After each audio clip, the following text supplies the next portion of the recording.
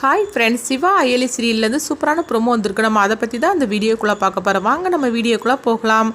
அயலிகிட்ட செல்லம்மா சொல்கிறாங்க, என்னுடைய புருஷனுடைய நிலைமைக்கு காரணமே உன் அம்மா அர்ச்சனா தான் அப்படின்னு சொல்லவும், அப்போ அயலி நம்ப மறுக்கிறாங்க. இல்லை, அப்படி எங்கள் அம்மா ஒரு காலமும் இந்த மாதிரிக்கு பண்ணியிருக்க மாட்டாங்க அப்படின்னு சொல்லும் போது, என்னடி நான் அந்த அளவுக்கு நான் சொல்லிட்டு இருக்கிறேன், என் கண் முன்னாடியே நடந்த விஷயம், என் கண் முன்னாடியே என் கணவருடைய கதையை முடிச்சது உன் அம்மா தான்.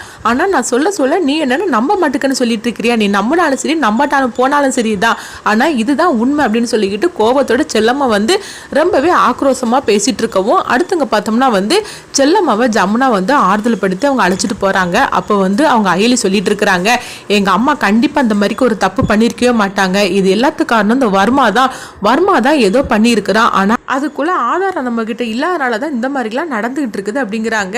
செல்லம்மாத்த தன்னுடைய கணவரை இழந்திருக்காங்கன்னா அந்த வர்மாவால நான் என்னுடைய அம்மாவே நான் இழந்திருக்கிறேன், ஆனா அதுக்குள்ள ஆதாரம் நம்மகிட்ட இருந்தா மட்டும்தான் செல்லம்மாத்திட்ட நான் இதை சொல்லி நம்ம நம்ப வைக்க முடியும். ஆதாரம் இல்லாதனால நான் எதுவுமே பண்ண முடியல.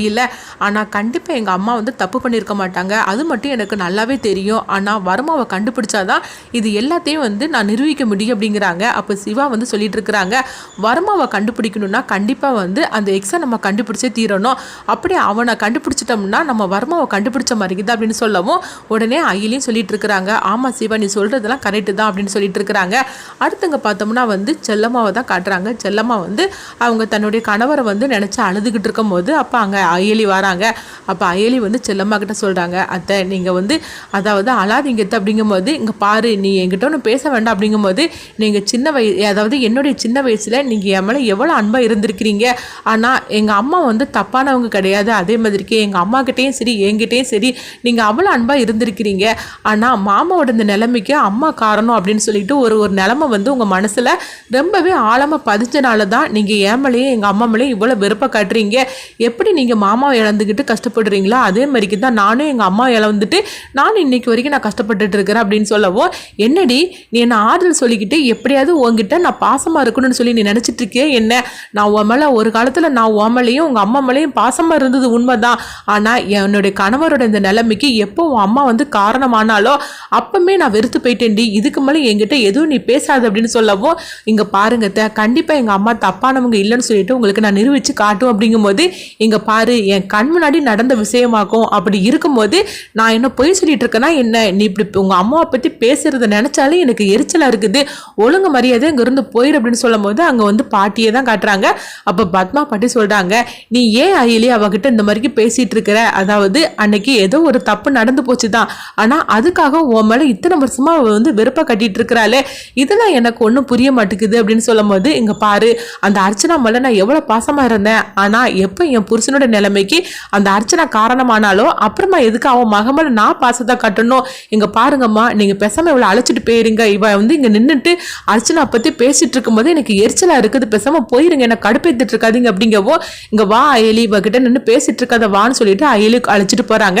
அடுத்தவங்க பார்த்தோம்னா வர்மாவை தான் காட்டுறாங்க. வர்மா அதே கதையை ஃப்ளாஷ்பேக்காக அவங்க நினச்சி பார்த்துட்டு இருக்கிறாங்க. அப்போ பார்த்தோம்னா அவங்க அர்ச்சனா தன்னுடைய அண்ணங்கிட்ட அவங்க அந்த எவிடன்ஸை கேட்டுக்கிட்டு இருக்கும்போது வர்மாவும் பெரிய அதிகாரியும் அங்கே வந்துருந்தாங்க. வந்ததுமே என்ன அந்த எவிடன்ஸ் அவங்ககிட்ட இருந்து வாங்கிருங்க அப்படின்னு சொல்லவும், அதிகாரியும் வர்மா கூட இருக்கிறத பார்த்துட்டு உடனே அர்ச்சனா அதிர்ச்சி அடைகிறாங்க. இவங்கெல்லாம் சேர்ந்துக்கிட்டு தான் இந்த மாதிரிக்கு பண்ணுறாங்களா அப்படின்னு சொல்லிட்டு உடனே அர்ச்சனா சொல்கிறாங்க, அண்ணா அந்த எவிடன்ஸ் இவங்க கையில் கிடச்சிடக்கூடாதுன்னா அதனால அதை எடுத்துக்கிட்டு நீ போகணும் அப்படின்னு சொல்லவும், உடனே அர்ச்சனா சொல்கிறத கேட்டுட்டு அவங்க அண்ணனும் அங்கேருந்து கிளம்புறாங்க. அதாவது செல்லம்மாவோட கணவர் அங்கேருந்து ஓடவும், இங்கே பார்த்தோம்னா வர்மா தன்னுடைய ஆட்களை அனுப்பி விட்றாங்க, அந்த எவிடன்ஸ் அவன் கையில இருந்து வாங்கிட்டு வாங்கடா அப்படின்னு சொல்லவும், உடனே அவங்களும் துரத்திக்கிட்டு போகிறாங்க. எங்கே பார்த்தோம்னா அர்ச்சனா கூட உள்ளவங்களெல்லாம் வெளுத்து வாங்கிட்டு இருக்கிறாங்க. அப்போ கடைசியில் வர்மா அர்ச்சனாவை போட்டு அடிக்கிறதுக்காக வரும்போது அர்ச்சனா திரும்ப அவங்கள போட்டு வெளுத்து வாங்கிருந்தாங்க. அது மட்டும் கிடையாமல் அவங்க தன்னுடைய அண்ணனை காப்பாற்றுறதுக்காக அர்ச்சனா பின்னாடியே துரத்திக்கிட்டு வராங்க. அப்போ ஒரு கட்டத்தில் பார்க்கும்போது வர்மாவோட ஆட்கள் அவங்க தன்னுடைய அர்ச்சனாவோட அண்ணனை அவங்க கதையை முடிக்கிறதுக்காக வரவும், அப்போ தன்னுடைய அண்ணனை காப்பாற்றுறதுக்காக பார்த்தோம்னா அர்ச்சனா தன்னுடைய கையில் வச்சிருந்த பொருளை வச்சு அவங்க ஷூட் பண்ணுறாங்க. ஆனால் அது வர்மாவோட ஆள் மேலே தான் படுது. ஆனால் இங்கே பார்க்கும்போது பார்த்தோம்னா அதாவது செல்லம்மா பார்க்கும்போது அர்ச்சனா ஷூட் பண்ணுற மாதிரிக்கும் அது தன்னுடைய கணவர் மேலே படுற மாதிரிக்கும் அவங்க பார்த்துருந்தாங்க. ஆனால் பண்ணின பண்ணுனது வந்து யாருன்னு பார்த்தோம்னா வர்மா தான் இந்த மாதிரிக்கு பண்ணுறாங்க. ஆனால் செல்லம்மா வந்து தப்பாக புரிஞ்சுக்கிட்டு தாங்க அர்ச்சனா தான் நம்மளுடைய கணவரோட கதையை முடிச்சுட்டு அப்படின்னு சொல்லிட்டு அவங்க தப்பாக புரிஞ்சுக்கிட்டு தாங்க. இதை கொஞ்சமும் யோசிக்காத அர்ச்சனா வந்து அதிர்ச்சி அடைகிறாங்க. திரும்பி பார்க்கும்போது வர்மா அங்கேருந்து தப்பிச்சு ஓடவும் இதை பார்த்துக்கிட்டு அர்ச்சனாவுக்கு தன்னுடைய அண்ணனை காப்பாற்றுறதுக்கா இல்லைன்னா வர்மாவை துரத்தி போய் பிடிக்கிறதுக்காகன்னு தெரியாமல் அவங்க தன்னுடைய அண்ணனை காப்பாற்றுறதுக்காகவே ஓடி வராங்க. அப்படி பக்கத்தில் ஓடி வரும்போது பார்த்தோம்னா செல்லம்மா வந்து அவங்க அர்ச்சனாவை போட்டு தடுக்கிறாங்க. அப்போ செல்லம்மாட்ட தன்னுடைய கணவர் வந்து அவங்க உண்மை சொல்றதுக்காக வராங்க. ஏன்னா தன்னுடைய இந்த நிலைமைக்கு வந்து அர்ச்சனா காரணம் கிடையாது, வர்மா தான் காரணம் அப்படிங்கிற உண்மையை வந்து அவங்க சொல்றதுக்காக வரும்போது அவங்களுடைய கதை வந்து முடிஞ்சு போயிருது. அதனால அர்ச்சனா வந்து நிரபராதி அப்படிங்கிற உண்மையை வந்து சொல்லாமையே செல்லம்மாவோட கணவரோட கதை முடிஞ்சு போன மாதிரி காட்டுறாங்க. இந்த விஷயம் எல்லாமே வர்மாவுக்கு தான் தெரியும். ஆனால் வர்மா வந்து பார்த்தோம்னா அர்ச்சனா வந்து அடுத்ததாக துரத்தி போகும்போது வர்மா வந்து அர்ச்சனாவோட கதையும் முடிக்கிற மாதிரி காட்டுறாங்க.